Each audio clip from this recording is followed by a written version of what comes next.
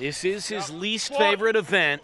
Again, the number to beat is 5, and he's got a nice rhythm early on. And you notice he's barely touching the pads. A year ago, many of the strongmen tried to bounce it off the safety bars and paid dearly for it.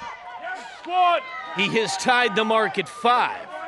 It doesn't appear to be finishing anytime soon. Benzel, the American, into the lead. You see the blood on his lip, just an example of what this does to your body. Just a tremendous amount of pressure and strain, and he gets that rep there. I think he's done. You notice how it kind of got off balance, and he had to really fight to stabilize it. That extra energy is just too much. You see his taps his left leg there. A pretty impressive showing with 8 reps. Blood coming from his lip. This was hard-earned. It certainly was, and if you doubted what this immense toll of a weight can do to a person's body, just look at the mouth and nose of Bryan Benzel. You happy, Nick? No. Ready? He's got an excellent personality. He certainly does. Judge Colin Bryce asking Nick if he's happy, and Nick jokingly said no. But, oh, man, look at that double bobble right there. That's going to cost some extra energy by Nick Best as he struggled to find the right depth. But he seems to be able to push right through it, looking strong here. He circled the wagons, but you're right, early on that rep, he didn't go all the way to the pads.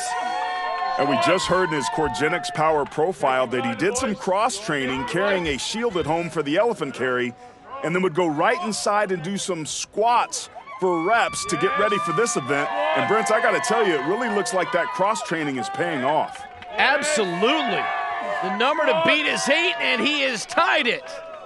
Nick Best putting on a nice performance here. He's going to call it quits right there. But he becomes a co-leader here. Ahead with 8 repetitions from the United States, Nick Best. Heck of an effort by the 48-year-old. Best told me earlier in the competition that he expected to do well in this event. He said the hardest thing about it is that big axle bar that doesn't rotate. He said you have to put it so far on your back that you fight it the entire time, but he found a way to get it done. Ready? What? Yes. He's had some neck issues. The left side of his body at one point he was struggling with.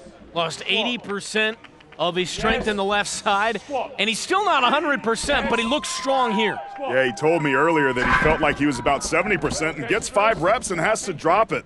Roll it back, roll it back, help him Wow, out. just when we thought he had a nice rhythm going and would get at least 8 reps, now he's at a standstill. And he has dropped it. He does have the right to try and get it up off the bar, but it's going to be virtually impossible, and as expected, he taps out. Really frustrating. He began this event in second place in Group 5, and that's not going to help things. Well, it's clear that Big Z isn't his normal, usually powerful self here in Botswana, but the 4-time champ, you got to give him credit, he gave it his all.